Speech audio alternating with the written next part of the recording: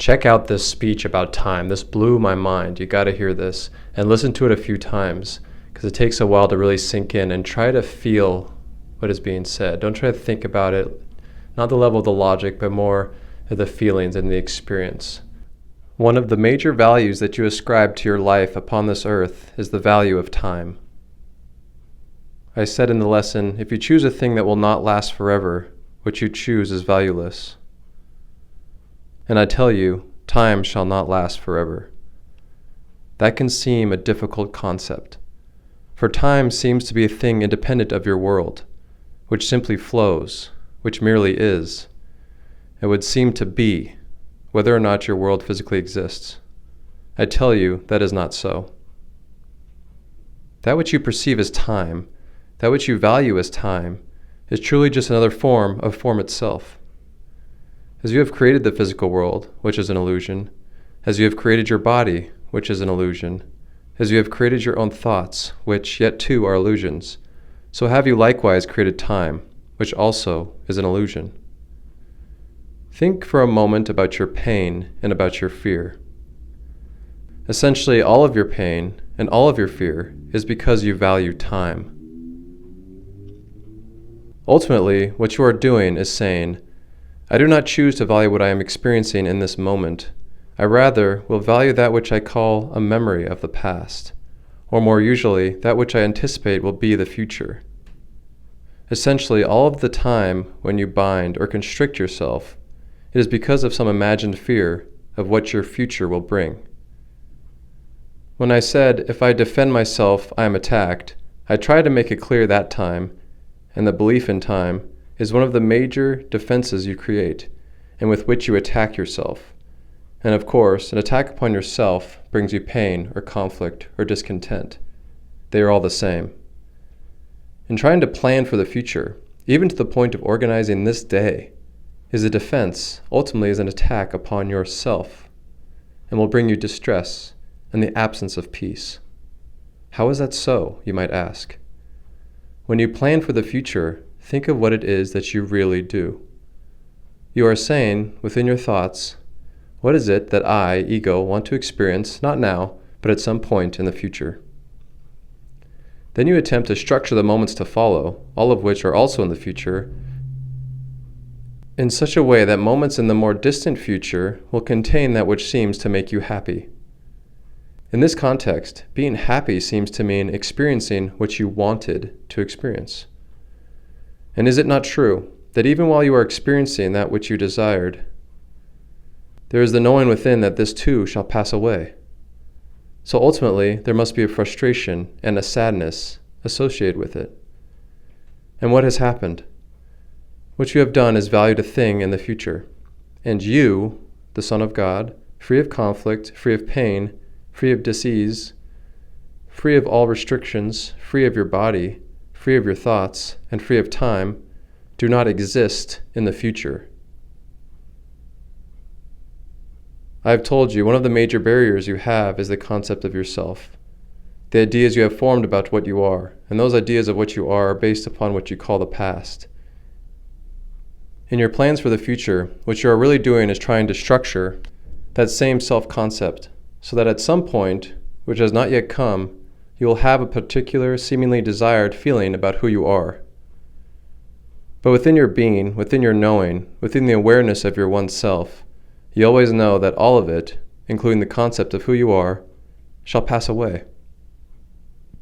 Remember, in your valuing, you are worshiping and creating your own death.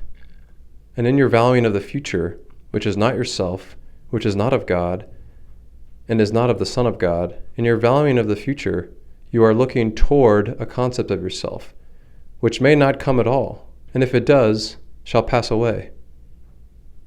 Never can you be content within such a framework. And what creates all of that for you? Your valuing of time. Time is, for many of you, even a grander illusion than that of sickness. For sickness is generally not subtle.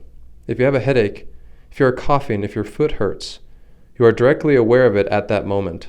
And to the extent that you realize that all should be peace in your life, when you are sick, you know right then that something has gone awry.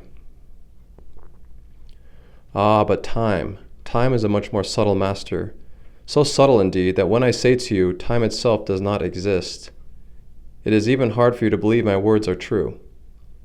If I say, it is possible that you be healed, because illness is an illusion, and all illness, from a slight sniffle to the worst cancer, can pass away in the twinkling of an eye, there is something inside of you that generally will say, well, yes, I think that may be true, even if you do not feel or believe that you can affect such a happening in your own life.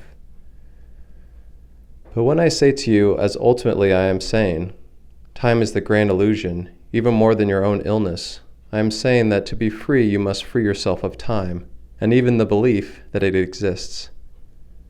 When I say to you in earnest, take no thought of tomorrow, take no thought of the next hour, take no thought of the next minute, truly, most of you will feel a clutching within your heart. And what that clutching is your belief within yourself that truly, if you took no thought for tomorrow, if you took no thought beyond this moment, you would surely die. That indeed is the proof of your valuing. Do you understand? When you believe that you could not exist if you did not plan your future, you are being the victim, by your own choice, of your own thoughts. I tell you, God did not create time, God does not know of time, and what God wills is, and what God imagines is, and your existence as the Son of God is, and your freedom is, and your health is, and your power over your own existence is. And when I say is, obviously I mean right now. To think that there is anything of God which somehow God could not create until tomorrow is such a limitation on God that surely you would laugh as I said it. And I tell you now, you are no less limited than God itself. For what you deign to be is. In your imaginings, what you imagine is. And what you have imagined is a world of form and of time. So you have taken your spirit, free as the wind, free to dance throughout all of existence, unlimited by space and time, unlimited by anything you can imagine. You have taken that freedom, and in your playing with it, have imagined that it doesn't exist. And what this course is about is your coming realization that you are free. And truly, it would be this instant if you could open to the knowing of what I have just said. So when you're thinking, think often about time and the value you place on it, and how it is that when you fear for the next moment, you are wishing to die. Further in this course, we will speak at length of the holy instant. All the holy instant is the state you come to live in when your forgiveness encompasses time. And your forgiveness, as I have said, is your realization that nothing of this world is worth your valuing, none of its form, and especially time itself. It is very important in this course that you experience at whatever level what I have spoken of today. The idea that time does not exist, whether you believe it or not in your thinking, will do you no good at all. But if you can feel within your being for one instant that your belief in time does indeed create your own death and your desire to die, if you can for one instant say, but that is not my nature as the Son of God, then you shall move thousands of years closer to your freedom. If you could have within your being one great moment of total freedom from all of time, then you could leave this earth and would never need to return for any of its lessons. For the lesson of valuing time and the illusions that it brings is one of the greatest that you have to learn in your sojourn on this earth. All of this form, all of that which you call your body, all of that which you do to protect your body, whether it be for its comfort or to keep it from being ill, is illusion and is of no value whatsoever. The belief that you are not complete as the Son of God right now, that you cannot be full of joy right now, that there is some limitation which you cannot overcome right now, all of that is the grand illusion of time. And time itself shall pass away. Time itself is of no value whatsoever to you as the Son of God. Hear me well. You are free. You are unlimited, unrestricted. All that you are is peace and joy and love. None of what you are understands space or form or time. And as you cease to value space, and especially time, as you forgive within yourself and in others your belief in space and time, you shall become truly free. Blessings upon you all. That is all.